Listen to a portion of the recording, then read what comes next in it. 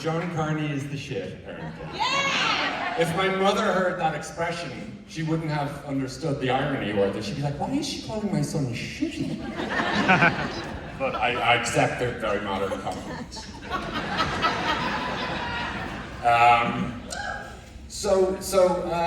It's funny, from the minds of two drunken Irish men to the stage here in Austin, myself and Peter McDonald, who you'll see is in this movie, came up with this film many years ago, and it's been a fucking slog getting it here for some reason. Films take so long, as you all know. So thank you for having us. It's big. We've been waiting to come here for a long time, and it's very, very nice. This is the perfect festival for this type of movie, which is about creativity. Where do ideas come from? Who owns what? Why are we doing this? What's all this about? So it's a very nice place. Austin feels that way very much for me. Your movie star, Richard Linklater. So it's not passé to mention him here, no? No. You guys are still proud of him, because in Ireland, if you mention U2, it's like, fucked up. There's a thing in Ireland that we do called begrudgery, which is when we hate the people that come from our own country. You don't hate Richard Linklater. It's okay for me to talk about him. I love him. Let the record stand. So in all sincerity, genuinely, he's the reason that I'm a filmmaker. Not in terms of inspiration, but in terms of giving people permission to make films. He was somebody who, when we saw Slacker and Dazed and Confused, was like, that's incredible that guy did that. And there's been 3 or 4 times in my career where he has genuinely, and I'm not just saying this, I'm not going to say the same in Philadelphia about a guy from Philadelphia or New York or Woody Allen or something like that.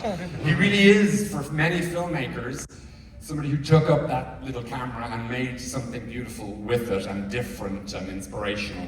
And I remember seeing those movies and feeling, when I was like 17, I was in a rock and roll band, and I saw Dazed and Confused, and I was like, I can leave this band, which I'm not really the best bass player ever, and go and do something else, because this guy did it, and look at this. That happened. And then, when my career was floundering and I was terrified, and years later, and I had this little script for Once, I saw Before Sunset. And oh my God, that was like, I can do it again. Thank you, Richard Linklater, twice. And here's the 3rd time. I've written a script which is set in like a music shop that's closing down, but it's all set in one place. And I've been talking to producers about it, and they're like, but it's all set in one place. And I'm like, Blue Moon? And then I saw Blue Moon, and again, a beautiful piece of art that we created, in such a lovely way. And it's given me permission a 3rd time, hopefully. So next time we'll be back with a musical set in a music store. But hell yeah! What else to say? Yeah, stick around afterwards. We will have a chat with some of the sexy cast that are here, who Very really sexy. are the shit. They really are the shit. Can't confirm. And we may sing an a cappella version of the song in the film. Oh, I'm lying. Nobody's going to do that. Okay, so the higher and more drunk you all are, the more chance we can have of actually having a party at the end. Yes, sir. Yeah. Okay, thank you guys. Enjoy the film. Thank you! Thank you, Lionsgate! Thank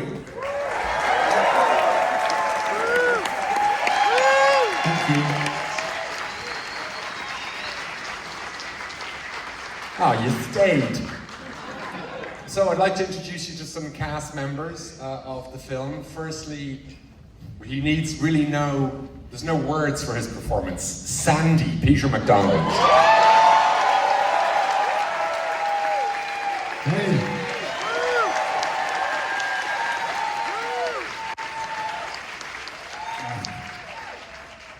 And then we've got the character of Danny, played amazingly by Nick Jonas.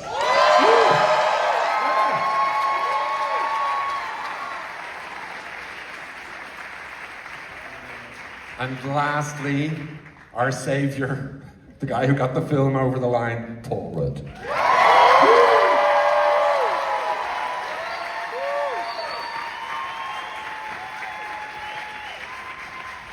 So thanks so much, guys, for being here. Amazing in a big room like this. So it's the only place to experience it. So We love having you here. So I guess I just want to know about the origin story of the film and how did you all get involved with it?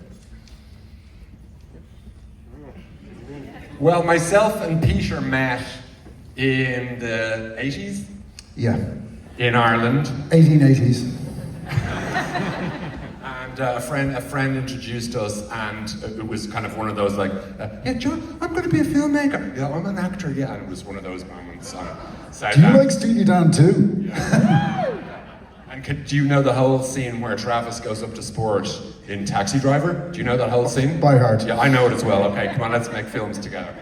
And we went and made a short film back then, which died a death. I do have a VHS copy of it locked carefully at home.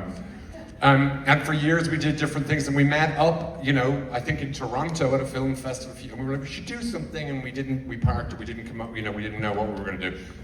And then finally, I think I mentioned this story before, so it may be boring.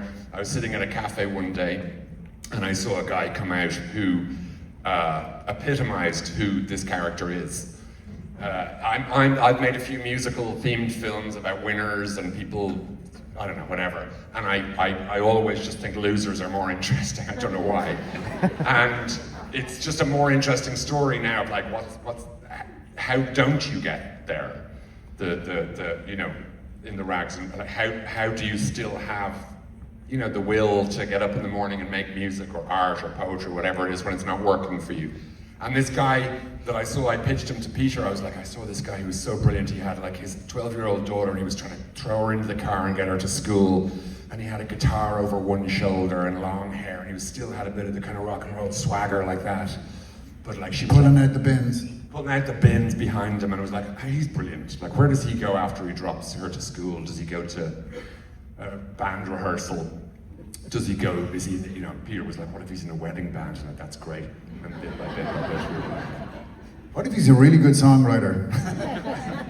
well, everybody has one great idea. Well, anyway, that's the American dream that I've been told. So Nick and Paul, how did you get involved in the project? At what stage did you come on board? Well, the script had been written, and my agent said, you want to read the script? And I'm a huge John Carney fan, and I just am crazy about his other films. And I said, oh my God, yes, of course. And I read it. I just wanted to work with John. So I read it and I thought, wow, this is great. And I was so excited at the idea that I guess I never really thought through what I had to do in it. But that's how it happened. Yeah, for me, I had heard that there was a script that was being written by John, and I was just so excited that the concept of being involved in a John Carney film. Also a huge fan of Peter as well, and you know, I heard little bits and pieces, and the main kind of tagline was something like, you know, wedding singer and a former boy band member turned solo artist trying to find himself. I said, yes.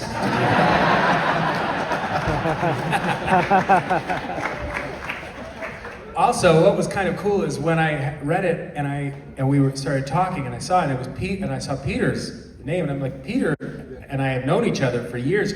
We'd actually worked many years ago on an Irish show called Moon Boy. I was just in one episode, but it's Chris O'Dowd's show. Peter's great on that show, and so we had met and worked briefly together years ago. Paul played Gershwin in the show, an imaginary Gershwin, so it was music related too. I can't escape the songwriters, I guess. And when we had heard wind that Paul Rudd might be in the film, I went to my wife, Marcella, who's actually in the film, who now plays his wife weirdly in the film, which is very strange for my children. And kind of weirdly kinky to me. No, joke. And me, John. Like, Paul gets to say a lot of things in this film, which I say all the time, and she just goes, oh, shut the fuck up. But when he says it, it's like, that's really profound. And I think it may have something to do with this whole thing. But when Paul was like, there was, you know, it was like, Paul might be really into this script, but you know, he's not there yet, but we have to figure it out. We had done a Zoom, myself and Peter and a few other people where I had played a song and I was dancing around on the Zoom, and I don't know about you, but I didn't know, but they record Zooms, apparently. So I'm doing what I thought the character should be to a song that I had half written. Like going like, that kind of singer thing where they lean over the microphone and like dancing around, being an absolute fucking idiot. And when I got You Paul... had the guitar half. Yeah, on the your guitar shoulder. was like this, you know. And it was kind of how Rick should be, was my notional sort of idea. And then I was with Marcella and I was at home and I showed her the video and she was like, oh my God, you're such an idiot. And I said, but I have Paul Rudd's number, should I send it to him? And she was like, that's kind of funny, like that's pretty honest. And she went over and she was like doing something over here. And then she turned around and said like, actually, you know what, I don't think you should. And my phone made the whoosh. I still have it on my phone, and it was brilliant. And I was like, it was so nice because this text was like, because of this text, I'm doing the movie. So I want to talk a little bit about the songwriting process. Like, how did that evolve? Was that part of the original script? And also, just like, what is it that's important to you about telling a story through music? I can't do it with 95 pages of dialogue. I don't know how anybody makes a great film without a break for everybody just to have a sing-song.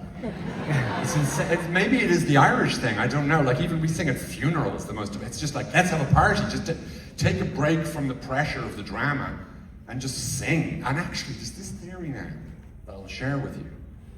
In relationships, we talk about this a little bit on set. If you're in the middle of a blazing row with your partner, and it's like the big one, it's like, you fucking said, how would I have given up my dreams for Moon River, and you do it, but not as a joke, sing to each other for 5 minutes. And apparently, you know, you kind of go, oh fuck it, let's go to bed, let's have this argument tomorrow, and you keep doing that every day. No, but that is the thing. For me, music is something that I go from dialogue into music, and you pause and play the guitar. And I'm a musician, and I lived and hung out with musicians all the time. And sometimes it's very nice to be able to just take a break from dialogue, take a pause from thinking, and it's 3 minutes long, and if it's good, it lasts forever, and you get it, and you come back changed from it. So I just do it out of that place. Like take a moment. I don't know what to say here. I've actually run out of things to say.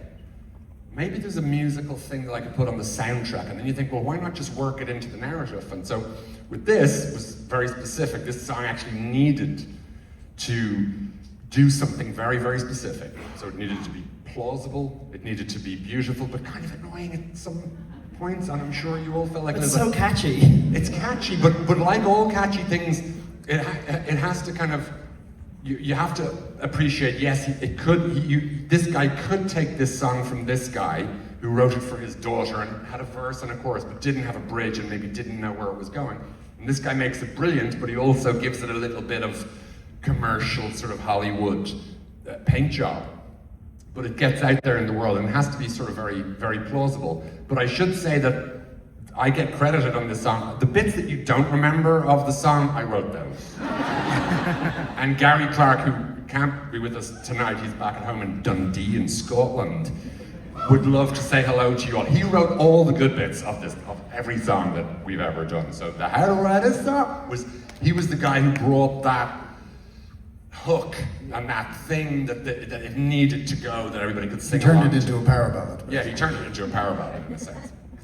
So for Nick and Paul again, so what was it that connected you with the characters in particular in the story? Well, you know, what connected me? I mean, I am a father. I have a daughter, not of a dissimilar age. I have a real passion about music. I'm a real music fan, and there were just and there's and there are elements of this is a guy who has a real desire to do something and express himself and has a dream, and there are certain things that are just not realized, and he has faced disappointment. These are all things that are very relatable, and so the character really, meant something to me, and I connected to it. Yeah, and outside of some of the more obvious themes that I might I think, you know, one of the things that I was really drawn to was this idea of how many rooms I've been in as a songwriter where it could have gone one way or the other, in success and failure and everything in between, and moments where your character's called into question. And having been now in this business for 20 plus years, it's wild to see how many people have gone down that path where they come out the other side with success and their friends still around them, and some that come with the success and lose everybody in their life. And it's you know, who you are on the journey that matters, and kind of shows you where you're going to end up and who's going to be at the table. And I think at its core, this movie has the heartbeat that we all love out of a John Carney film, but it really touches on more themes than just music and love, and it's really about family, identity, and who we are at the end of the day. And I was just so taken by that, and it's all in the words these guys wrote.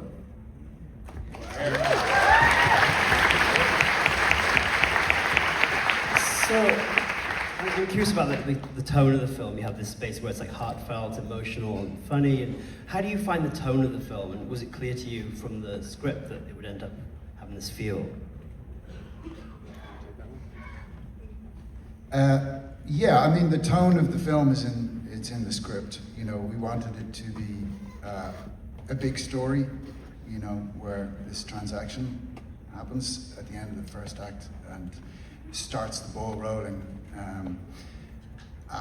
But we wanted it to be fun and entertaining rather than get really heavy and go into the ditch too much. So we had to keep the story constantly moving forward.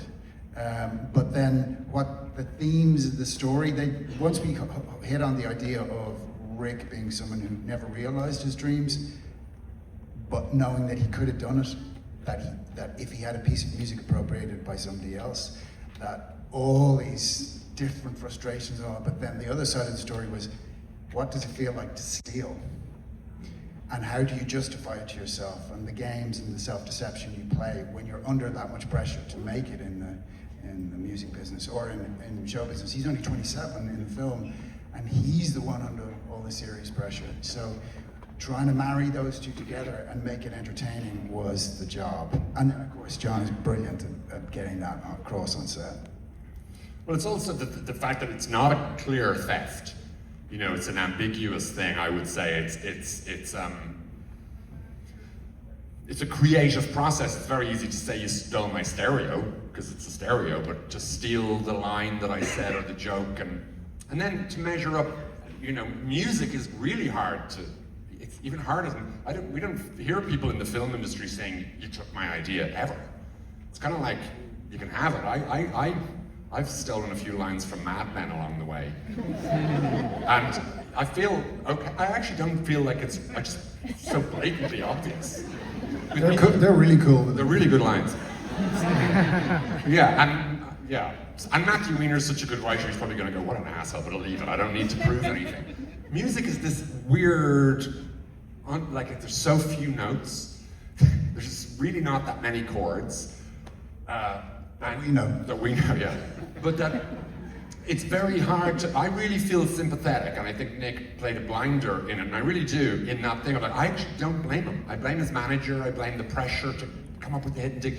He's clearly a really talented guy in the film, and he just does this little thing that's just a bit wrong.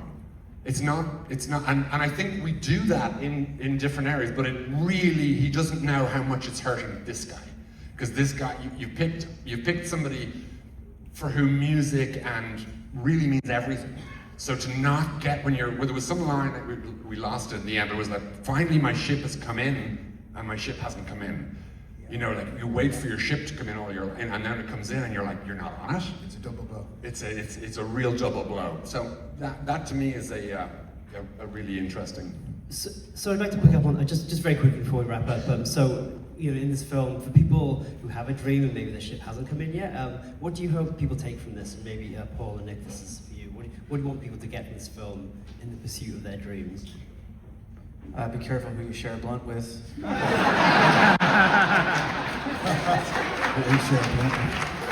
And if you do, make sure it's either Kevin or Joe.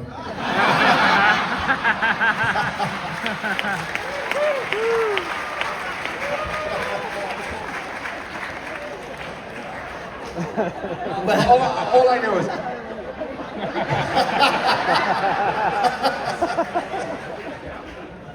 I think the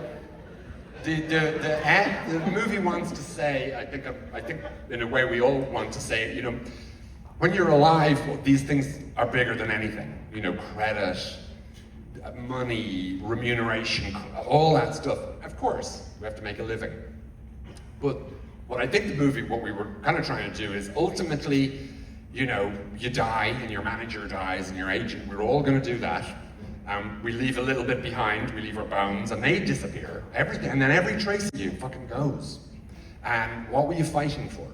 And in a weird way, music is, if it stays, I mean, this is getting a bit hippy-dippy, but it's kind of nice in a way. Music is eventually going to be free, and it will be like bird song or just the sounds of the world. Nobody cares who wrote what anymore, you know. And I think that's the philosophical sort of leap that the character takes in the film, is when he comes home and he sees the kid and he really means it. And he's like, that stuff matters, but it doesn't matter. And that's what we believe in. Well, I hate to be the bad guy and wrap this up, but we do have to wrap this up. So thank you so much. Thank you. Thank you very much. Thank you very much.